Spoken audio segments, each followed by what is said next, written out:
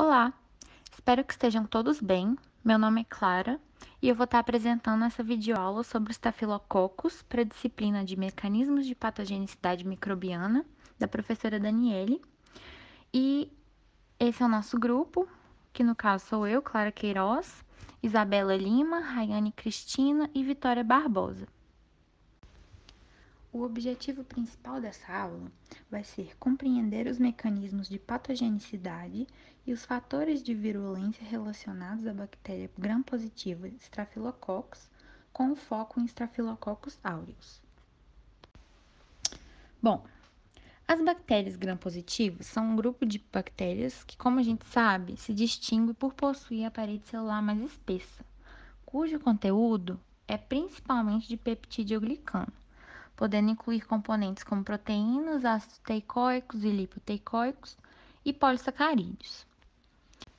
Esses ácidos teicoicos são considerados fatores de virulência e eles permitem aderência à superfície das células de mamíferos.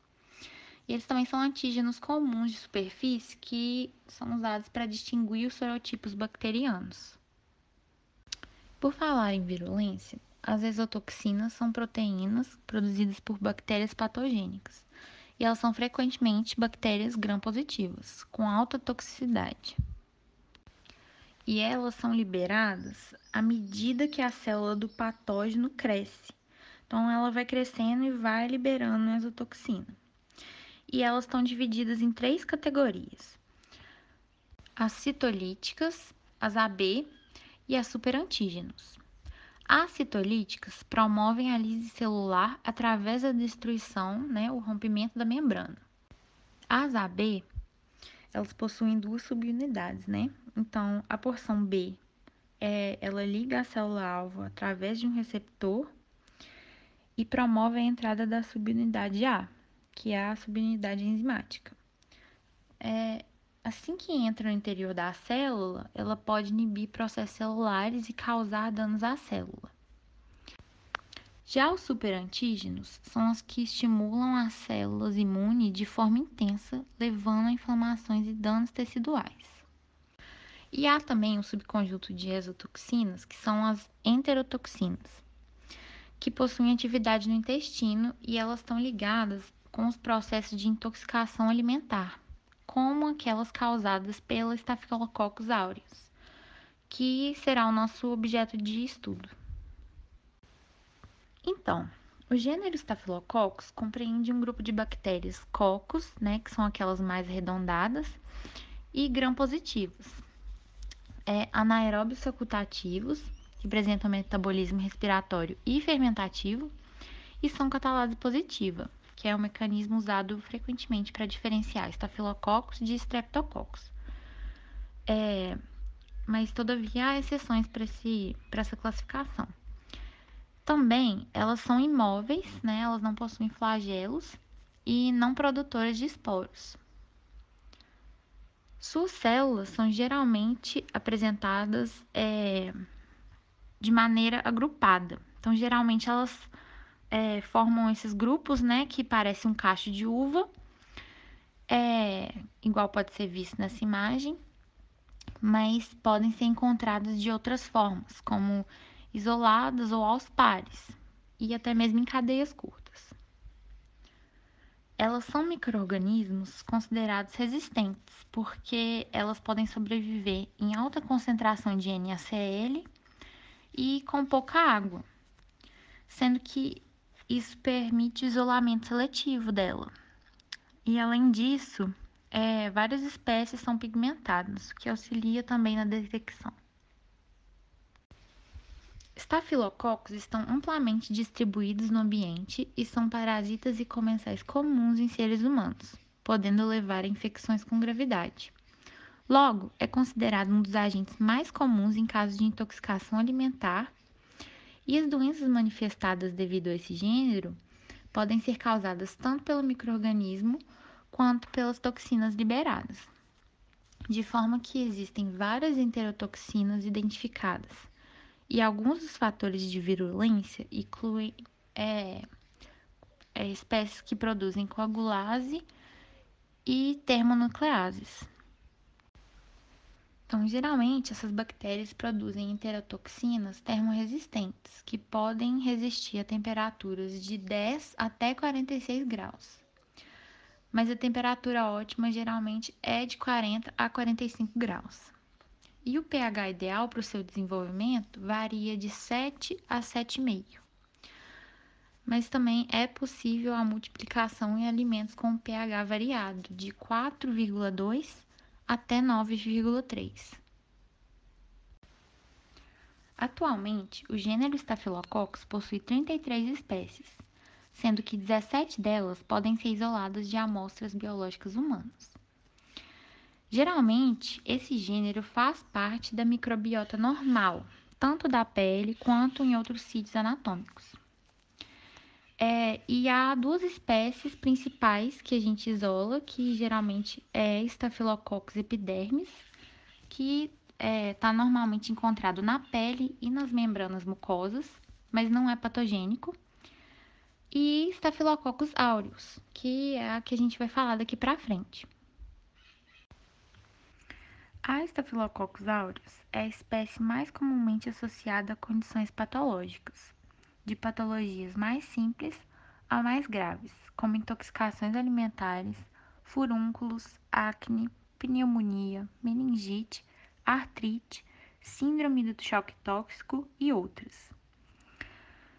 E essa espécie também é comumente encontrada na pele e na mucosa nasal. E é a espécie do gênero Staphylococcus de maior interesse médico devido ao seu potencial de infecções em humanos. Então, quando elas são cultivadas em laboratório, no cultivo em meio simples, elas apresentam as colônias de forma arredondada, lisa e brilhante. Quando elas são cultivadas em placas de agar-sangue, elas formam um halo ao redor da colônia. E quando elas são cultivadas em agar hipertônico manitol, elas fermentam o manitol e produzem ácido lático, sendo um meio seletivo para a espécie. Agora falando dos mecanismos, essa espécie apresenta uma série de características que contribuem para a sua patogenicidade, que incluem constituintes da sua parede celular, enzimas e toxinas produzidas. E a invasão do corpo por esses micro-organismos mostra que, inicialmente, a bactéria se adere à pele ou à mucosa e, em seguida, rompe as barreiras epiteliais, assim comprometendo as ligações intercelulares.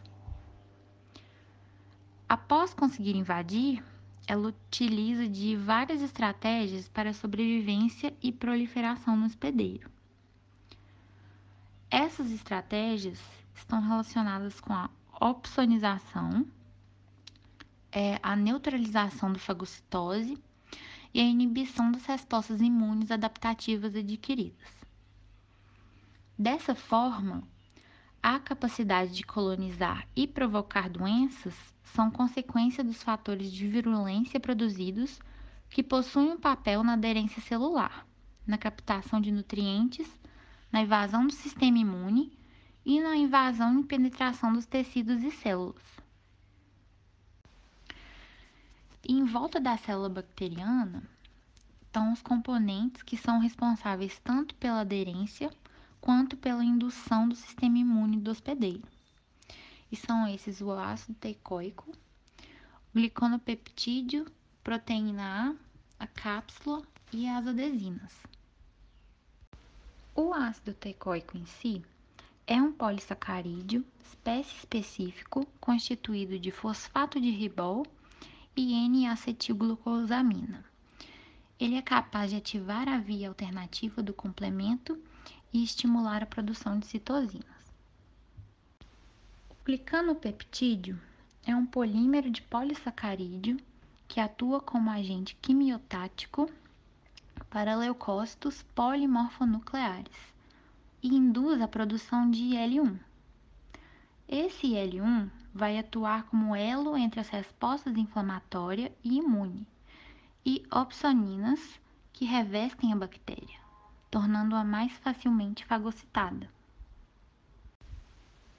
A proteína A é a proteína ligada ao peptídeo-glicano presente em mais de 90% das cepas de Staphylococcus aureus e que se liga à porção Fc da molécula de IgG, contribuindo para a geração de efeitos anticomplementares, quimiotáticos, antifagocitários, com liberação de histamina e reações de hipersensibilidade e lesão plaquetária.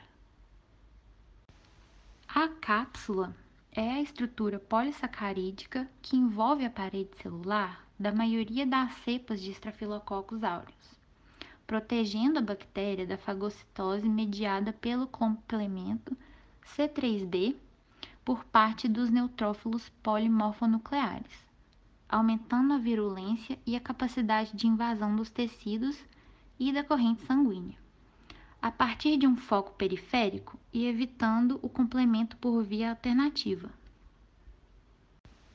Já as adesinas são as moléculas que fazem parte da estrutura gelatinosa do glicocálice que envolve a célula bacteriana e que se ligam aos receptores químicos encontrados na superfície das células epiteliais do hospedeiro, promovendo a aderência da bactéria a essas células. E além disso, são vários os fatores de virulência que contribuem para a patogenicidade dessa espécie. E esses incluem algumas enzimas, como a coagulase, hialuronidase, a beta-lactamase, hemolisinas e outros. A coagulase, especificamente, é uma enzima capaz de promover a deposição de fibrina insolúvel sobre o patógeno, através da conversão de fibrinogênio em fibrina, assim protegendo-o da ação de células do sistema imune do hospedeiro. Uma vez que esse coágulo é formado, ele protege o micro-organismo e dificulta a fagocitose celular. Então, esse coágulo possui duas utilidades. A primeira é fazer com que uma bactéria vá grudando na outra e fazendo com que elas fiquem mais unidas, então, consequentemente, mais fortes, né? E a segunda é enganar o corpo do hospedeiro, porque essa capa formada é feita com os próprios componentes celulares do hospedeiro. Então, esse tipo de cepa são geralmente mais virulentas do que as coagulases negativas. A hialuronidase produzida por essa bactéria, ela quebra o ácido hialurônico, que é um componente da matriz celular que funciona como um cimento. E essa quebra, né, a utilização dessa enzima, ela despolimeriza esse ácido hialurônico, permitindo a disseminação de patógenos. Sendo assim, é um mecanismo de propagação do micro-organismo. A produção de beta-lactamase inativa a ação de antibióticos pela quebra do anel beta-lactâmico, conferindo resistência a essas bactérias. E a catalase, que quebra o peróxido de hidrogênio, convertendo em oxigênio e água, para fugir da ação tóxica que tem sobre a bactéria. Agora falando um pouco das toxinas produzidas, que são pontos-chave na toxicidade e, consequentemente, na patogenicidade de Staphylococcus aureus. Nós temos a classe das toxinas hemolíticas. E, dentro dessa classe, nós temos a alfa, beta, delta e gama hemolíticas. A toxina alfa-hemolítica é vista como a mais importante produzida por Staphylococcus aureus e ela age contra vários tipos celulares, como células endoteliais e epiteliais, eritrócitos, linfócitos, macrófagos e monócitos. E como que funciona essa citotoxina? Bom, são liberados na forma de monômeros 7 subunidades proteicas que são idênticas à medida que há o crescimento das células de estafilococos. E esses monômeros, eles formam oligômeros que nada mais são do que o que forma um poro na membrana celular. E depois que esse poro é formado, há o liberamento de todo o conteúdo celular. Então é isso que acaba danificando a célula. Então, por exemplo, quando isso ocorre em eritrócitos, ocorre a hemólise, que há uma indicação visual da lise celular. A toxina beta-hemolítica é capaz de degradar a esfingomielina, que está presente na membrana de vários tipos celulares, como leucócitos, eritrócitos e neurônios, causando a lise destes. A toxina delta-hemolítica possui propriedades tensoativas que funcionam como detergente. E isso faz com que diminua a tensão superficial de líquidos, causando efeito sobre as membranas das células. E ela age sobre macrófagos, eritrócitos, plaquetas e neutrófilos. E também é essa toxina que é capaz de inibir a absorção de água no ilho, podendo desencadear em diarreia aguda no hospedeiro. E por último também tem a toxina gama, que também apresenta atividade hemolítica, porém o mecanismo de ação não é devidamente estabelecido. As enterotoxinas, que podem ser A, B, C, D ou E, são proteínas liberadas no meio extracelular pelo micro-organismo à medida que ele vai crescendo. E elas vão produzindo dano imediato ao intestino delgado do hospedeiro.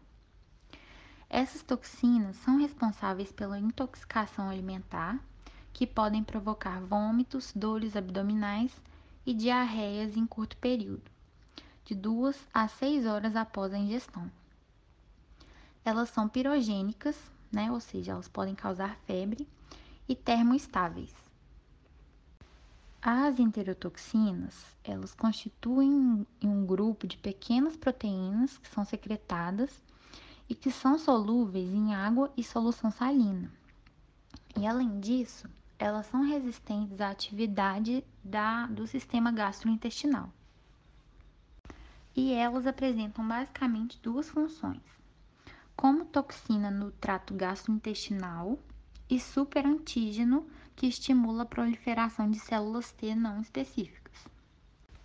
A enterotoxigenicidade e os efeitos, os sintomas devido à intoxicação, estão relacionados à atuação da toxina nos receptores neurais que estão presentes no intestino, E esses receptores estimulam o sistema nervoso central. Junto a isso, a diarreia ocorre em consequência do aumento do peristaltismo intestinal e perda de líquido, sendo também proposto que essa enterotoxina compromete a função epitelial intestinal devido à liberação de cálcio intracelular e efeitos sobre sinalização celular do tecido. Sua atividade como superantígeno implica em proliferação de células T não específicas, sendo assim um forte ativador de linfócitos T. E os TCR para as enterotoxinas nas células apresentadoras de antígeno interagem com o MHC da classe 2, promovendo a atividade inespecífica das células T. Essa ativação de forma inespecífica das células T, junto com a segregação massiva de citocinas, como por exemplo, fator de necrose tumoral, interferon e interleucinas, elas são responsáveis pelos sinais clínicos vistos na sepsemia e na síndrome do choque térmico, levando as células à apoptose e resultando em imunossupressão. Outra toxina liberada é a TSST1, que é a toxina da síndrome do choque tóxico. E é uma toxina muito potente que equivale a um superantígeno. Ela é liberada durante a invasão pelo micro-organismo e provoca um acentuado recrutamento de células T para a região onde encontra a infecção. E isso resulta numa resposta inflamatória muito exacerbada, que geralmente é fatal em 70% dos casos. Outra toxina liberada é a PVL, ou leucocidina, que é uma toxina que induz a destruição de leucócitos e macrófagos e tem o potencial de causar grande dano aos tecidos humanos. E a destruição dessas células ocorre devido à alteração da permeabilidade da membrana celular. Isso faz com que permite a entrada de cátions, que resulta na degranulação celular e citólise.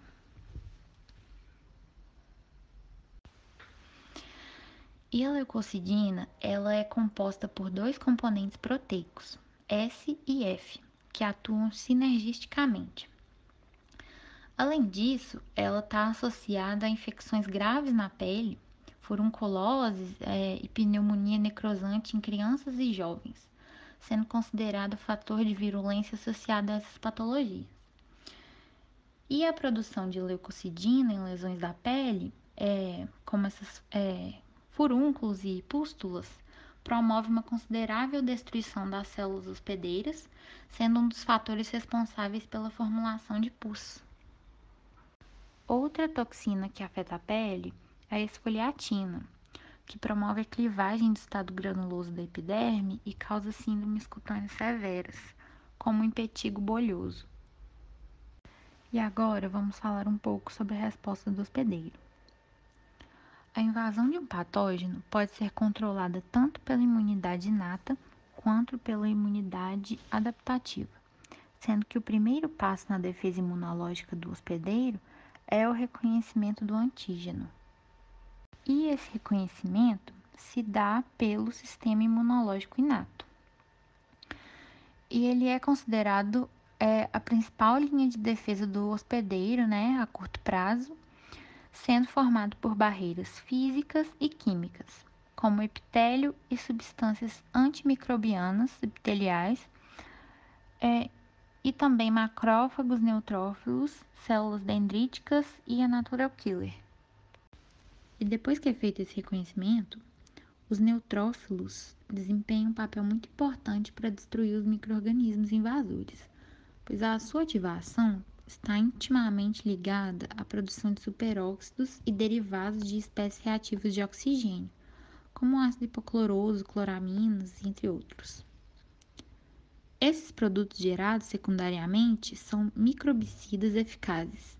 Assim, a produção dessas espécies reativas de oxigênio é fundamental para a defesa do hospedeiro contra micro-organismos invasores. Apesar de estar presente na nossa microbiota, Staphylococcus aureus pode ser transmitidos por alimentos, que é uma forma poderosa de intoxicação alimentar. Então, o que acontece? A bactéria, ela cresce nesses alimentos que a gente consome rotineiramente e pode produzir as enterotoxinas, que depois a gente ingere e causa os problemas e sintomas que a gente viu anteriormente. E elas podem estar presentes na própria fonte inicial do alimento, né?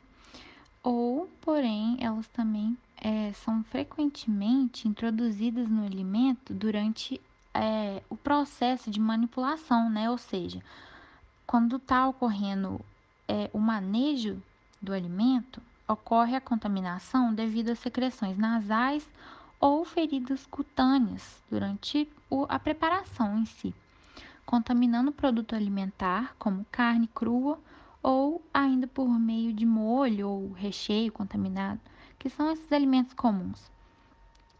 Se o alimento contaminado é então armazenado a temperatura ambiente ou em uma temperatura superior, as condições são favoráveis para o crescimento de Staphylococcus aureus e para a produção de enterotoxinas. Então, além disso, o tratamento para intoxicação alimentar por estafilococcus com antibiótico não é tão eficiente assim, uma vez que as células de Staphylococcus aureus ingeridas, elas são destruídas durante a passagem pelo estômago e os antibióticos não possuem efeito sobre as enterotoxinas. Dessa forma, para qualquer doença de origem alimentar, a intoxicação pode ser evitada por meio de medidas de saneamento e higiene adequadas na produção, preparação e armazenamento dos alimentos. A identificação da infecção por Staphylococcus aureus feita em paciente, ela é realizada por meio de exames microbiológicos que podem ser realizados de qualquer material, ou seja, secreção de ferida, urina, saliva ou sangue. Além disso, Essa identificação pode ser feita por meio da coagulase, porque a gente falou lá no início que a Staphylococcus aureus ela produz coagulase. Então, ela vai testar o coagulase positivo para esse teste, podendo sim ser identificada. O tratamento da infecção por Staphylococcus aureus varia de acordo com o seu perfil de sensibilidade aos antimicrobianos, que podem variar de acordo com a pessoa e com o hospital em que a pessoa se encontra, caso seja o caso. Além disso, o médico leva em consideração o estado de saúde do paciente e os sintomas apresentados pelo paciente, além de outras infecções que possam estar ocorrendo simultaneamente. E normalmente o médico acaba recomendando o uso de meticilina, vancomicina ou oxacilina. E geralmente esse tratamento vai de 7 a 10 dias. Com a descoberta dos antibióticos, como a penicilina e a cefalosporina, Staphylococcus aureus foi uma das primeiras bactérias a serem controladas e tratadas. No entanto, o uso extenso desses antibióticos por muitos anos resultou em linhagens selecionadas que são resistentes, conferindo a essa espécie grande capacidade de adaptação e resistência. Sendo assim, ela se tornou uma das espécies de maior importância no quadro de infecções hospitalares e da comunidade de modo geral. O desenvolvimento dessa resistência ocorre devido a mutações ou pela aquisição, a transmissão horizontal de genes de resistência de outras bactérias. Então, geralmente, a resistência que ocorre por mutação gera uma alteração no sítio de ação do antibiótico, enquanto que a resistência por aquisição de genes de resistência, ela frequentemente envolve a inativação ou a destruição da droga, sendo transmitida por plasmídios e transponsons. Sendo assim, várias cepas isoladas de Staphylococcus aureus são resistentes à meticilina, que é uma penicilina semissintética. E, junto a isso, linhagens derivadas independentemente têm aumentado e desenvolvido menor sensibilidade à vancomicina, sendo essas chamadas de Staphylococcus aureus vancomicina intermediárias. Desse modo, tratar essas infecções de Staphylococcus aureus tem sido cada vez mais difícil em ambiente hospitalar. Então, atualmente, o antibiótico clindamicina e diversos fármacos associados à tetraciclina são utilizados para tratar infecções pelas linhagens de Staphylococcus aureus que são resistentes à meticilina. Então, assim, para compreender a patogenicidade de Staphylococcus, principalmente de Staphylococcus aureus, é necessário entender os fatores de virulência e seus mecanismos de ação sobre o hospedeiro.